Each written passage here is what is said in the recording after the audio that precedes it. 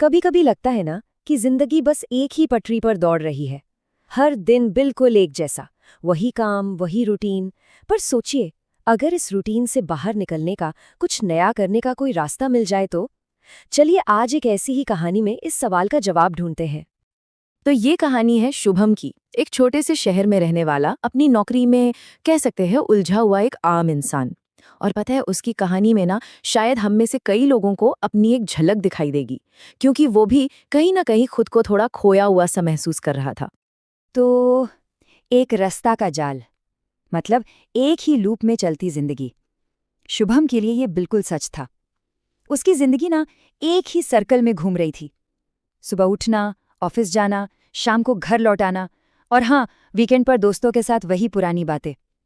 लेकिन अंदर ही अंदर उसके मन में एक इच्छा थी, कुछ और करने की, कुछ ज्यादा, कुछ रोमांचक। उसकी दिनचर्या बस इतनी ही थी। जागो, ऑफिस जाओ, घर आओ, सो जाओ। बस ऐसा लगता था जैसे पूरी की पूरी जिंदगी इन्हीं 4 कदमों में सिमट कर रह गई हो। एक ऐसा लूप जिससे बाहर निकलने का कोई रास्ता ही नहीं दिख रहा था। कुछ जाना पहचाना सा लगा है ना। ये चक्र कुछ हद तक अपनी जिंदगी जैसा ही लगता है, और ये एक ऐसा जाल है जिसमें अक्सर लोग अनजाने में ही फंस जाते हैं। लेकिन फिर एक दिन कुछ बदला। एक बुक स्टोर में घूमते घूमते शुभम की नज़र एक किताब पर पड़ी। टाइटल था द आर्ट ऑफ रिस्क। उस वक्त तो उसे बिल्कुल अंदाजा नहीं था, पर यही वो किताब थी जो उसकी जिंदगी को हमेशा के लिए बदलने वाली थी। ये वो चिंगारी थी जिसकी उसे बहुत सख्त जरूरत थी। तो अब बात करते हैं जोखिम को फिर से समझने की, मतलब लापरवाही से हटकर सोचे समझे साहस की तरफ बढ़ने की। किताब का जो पहला सबक था ना, वो शुभम के लिए जैसे आंखें खोलने वाला था। उस किताब ने जोखिम या रिस्क शब्द का मतलब ही बदल कर रख दिया। रिस्क का मतलब ये नहीं कि आंखें बंद करके किसी भी खतरे में कूद जाओ, नहीं, इसका मतलब कुछ और ही है। तो आखिर फर्क क्या है? देखिए, किताब ने समझाया कि लापरवाही और साहस के बीच एक बहुत ही बारीक सी लाइन होती है। लापरवाही मतलब बस इम्पल्सिवली कुछ कर देना, बिना नतीजों के बारे में सोचे। जबकि साहस वो एक सोचा समझा कदम होता है, जो पूरी तैयारी और प्लानिंग के साथ उठाया जाता है। जो लोग सच में रिस्क लेते हैं ना, वो असल में हर कदम को बहुत ध्यान से मापते हैं। और यही शुभम को अपनी सबसे बड़ी रुकावट समझ आई। उसका सबसे बड़ा डर था, क्या होगा अगर मैं फेल हो गया? उसे ये एहसास हुआ कि उसे रिस्क से उतना डर नहीं लगता था जितना असफलता से लगता था। यही वो डर था जो उसे कुछ भी नया ट्राई करने से रोक देता था। ये एक सवाल, अगर मैं फेल हो गया तो, बस यही सवाल उसके हर सपने पर भारी पड़ जाता था। तो इस डर से लड़ने के लिए किताब ने उसे एक जबरदस्त टूल दिया, वर्स्ट केस सिनेरियो एनालिसिस। इसका मतलब क्या है? सीधा सा मतलब है कि पहले ये सोचो कि सबसे बुरा क्या हो सकता है, और फिर उस सबसे बुरे हाल के लिए खुद को तैयार कर लो।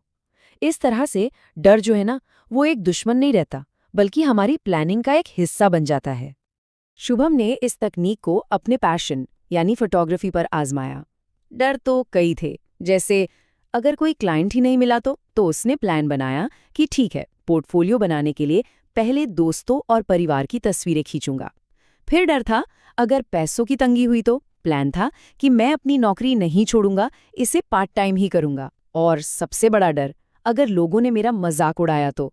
इसका जवाब था, ये जिंदगी मेरी है, उनके लिए नहीं। देखिए कैसे हर डर के सामने एक प्लान रखने से डर छोटा लगने लगा और लक्ष्य बड़ा। और फिर उसे एक मौका मिला। हुआ यूं कि एक दोस्त के वेडिंग फोटोग्राफर ने ऐन मौके पर मना कर दिया। शुभम डरा हुआ था, बहुत डरा हुआ था, लेकिन इस बार वो तैयार भी था। उसने हाँ कह दी, और नतीजा? तस्वीरें शानदार थीं। उस दिन शुभम को पहली बार ये एहसास हुआ कि तैयारी के साथ डर पर जीत हासिल की जा सकती है।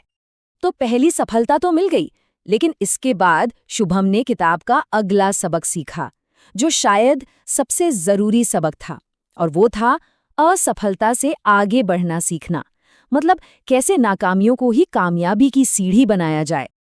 असफलता सफलता का विपरीत नहीं है, ये उसकी और एक सीढ़ी है। इस एक लाइन ने ना शुभम की पूरी सोच ही बदल दी। मतलब अगर कोई कभी फेल ही नहीं हो रहा, तो इसका शायद ये मतलब है कि वो खुद को ठीक से चैलेंज ही नहीं कर रहा है।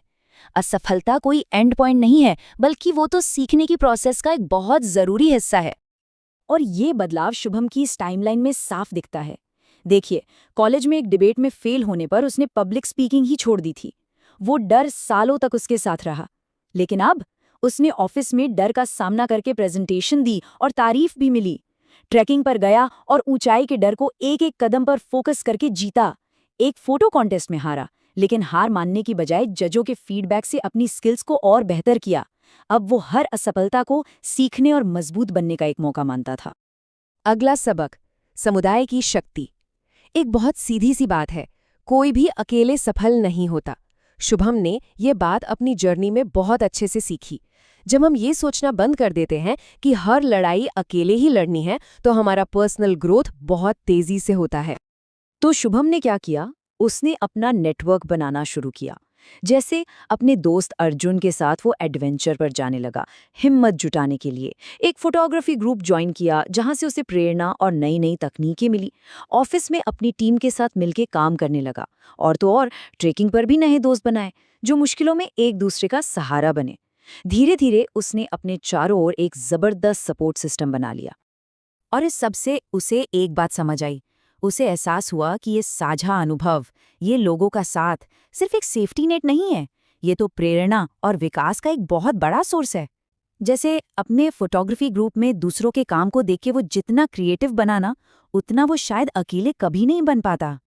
तो अब वो मोड़ आता है जहां कहानी पूरी तरह बदल जाती है, एक पूरा कायापलट। और इस तरह शुभम की कहानी पूरी तरह से बदल गई।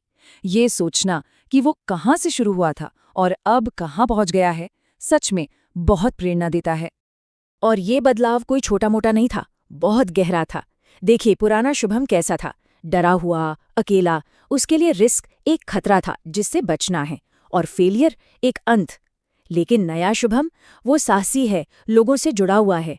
अब वो रिस्क को आगे बढ़ने का एक मौका और फेलियर को सीखने का एक सबक मानता है। और नतीजा, उसकी वो एक रस बोरिंग जिंदगी अब रोमांच से भर चुकी थी। तो ये पूरी कहानी एक नई जिंदगी की है। और इसे लिखा किसने? उसी एक इंसान ने जिसने बस शुरू करने का फैसला किया। शुभम की ये पूरी यात्रा इसी बात का तो सबूत है कि जिंदगी को बदलने के लिए ना, बस एक पहला छोटा सा लेकिन सोचा समझा कदम उठाना ही काफी होता है। अपनी नई जिंदगी की कहानी उसने खुद लिखी, सिर्फ इसलिए क्योंकि उसने शुरुआत करने की हिम्मत दिखाई। तो अब सवाल ये उठता है कि अपनी कहानी को आगे बढ़ाने के लिए वो पहला जोखिम कौन सा होना चाहिए? वो कौन सा एक सोचा समझा कदम है जो इस एक रास्ता भरी जिंदगी को एक नए गहरे अर्थ से भर सकता है?